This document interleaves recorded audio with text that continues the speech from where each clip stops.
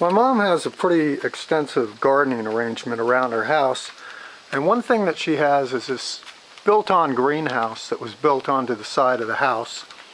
It's a custom greenhouse. It's not anything that you would find in a package or anything like that. My nephew went ahead and built this for her so that she could grow her peppers and a lot of other foods. Now what I'm going to do is I'm going to get in here, I'm going to show you some of her green peppers that she grows, and she's harvested a bunch of them.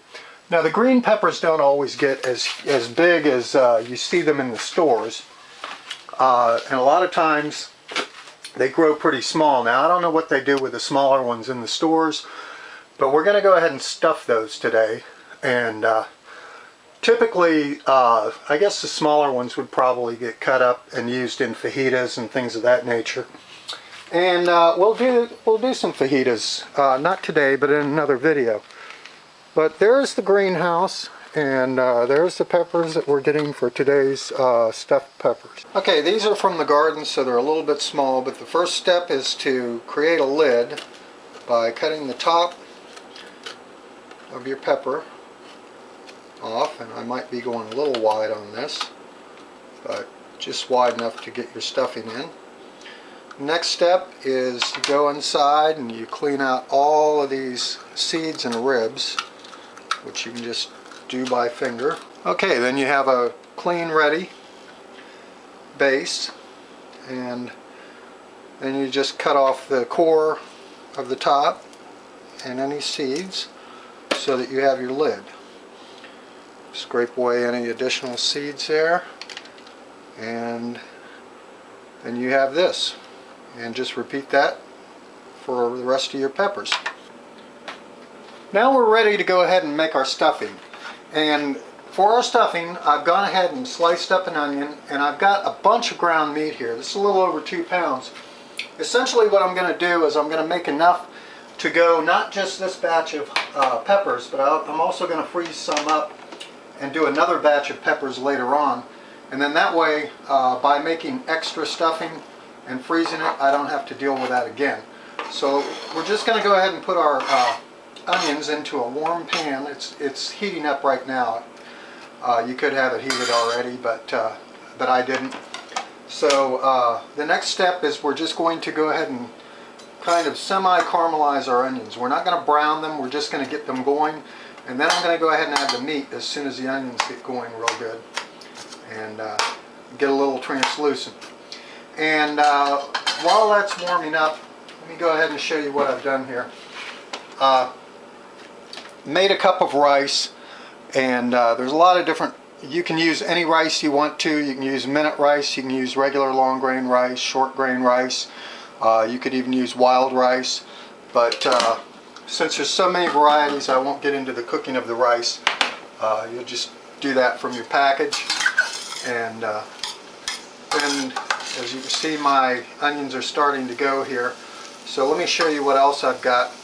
To make this really easy, I've gone ahead and used, I'm using seasoned salt, about 2 tablespoons, maybe a tablespoon and a half of seasoned salt. And on top of that, I'm using, and it's actually pasta sauce, but you can use regular tomato sauce, or you can just get some pasta sauce or whatever you like. I've got about a cup of that, and that's going to go in after the meat. So I'm getting a good start on my onions here, and now that the onions are going and getting translucent, I'll be adding my meat here really shortly. But let me go ahead and get these just a little bit more going on in here. And I've added a little olive oil to the pan for the onions. Now, in yours you can either drain the meat. Most recipes call for the meat to be drained. I don't always do that. I might just drain it a little bit. Depends on how lean your ground beef is and whether or not you like fat in your food. I like to have a little fat in mine because it adds some flavor. So, I think our onions are well on their way at this point, so I'm going to go ahead and drop in the meat.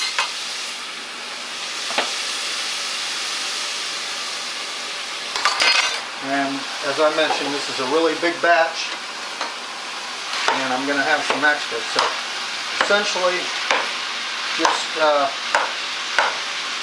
break up your meat into tiny little pieces, stuffing size, and brown it up. And it's going to take a few minutes. So while I've got that, I'm going to go ahead and add my seasoning now so it can season throughout as I'm stirring. And then we'll wait until after this is brown to add the tomato component. So, be right back. Okay, the meat is browned up, and so I'm going to go ahead and, I know there's a lot of liquid in there, but we like a lot of liquid in ours. So I'm just going to go ahead and add all that, stir it in. Okay, I've stirred that in, so now I'm just going to let it cook for a little while. Okay, actually drained a whole lot of fat off of here, so you may want to go ahead and just drain your meat completely beforehand. The reason I didn't do that in this situation is my mom likes a lot of hamburger fat, so therefore we did that. So anyway, now you just add your rice in like so. And this is kind of sticky at this point because it's been sitting for a little while. But yeah, just get all your rice in there and just mix it on up, and then you have your stuffing. Just mix it up pretty thoroughly, get everything the way you like it, and then taste it. And once you've tasted this, just try and determine from there if you think it needs more salt, more pepper, or more any type of spice. Then you just go ahead and add that. And once you've added that, then we're going to get into the stuffing of the peppers. Okay, now it's time to stuff our peppers.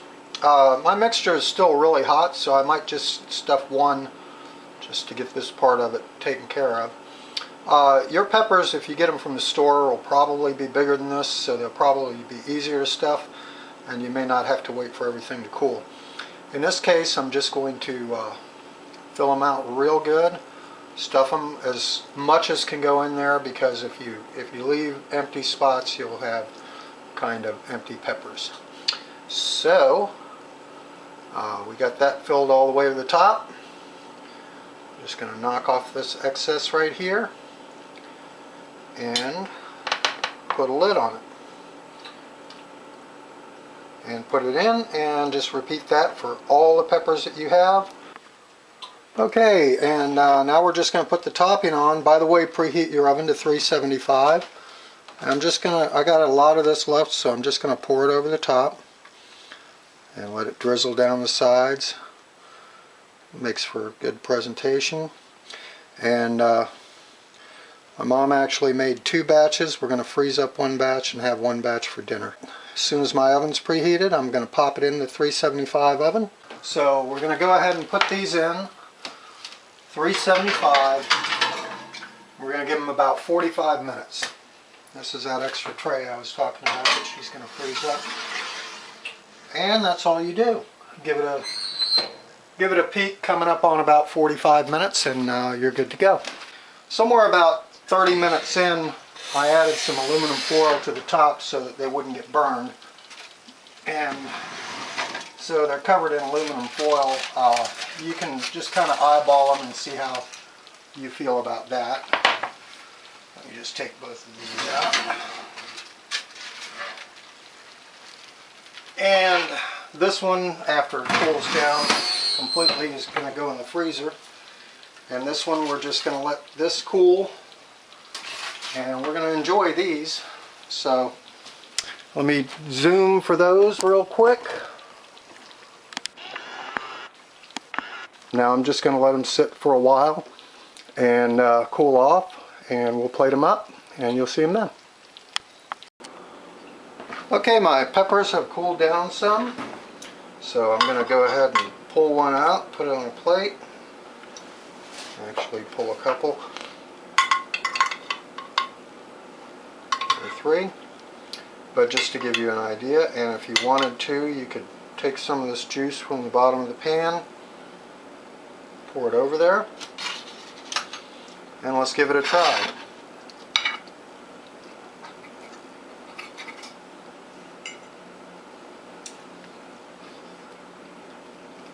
Mmm, good, delicious. And it smells incredible in here. Well, I hope you make this, and if you do, please leave a comment in the section down below and let me know how it turned out. And we will see you in another video.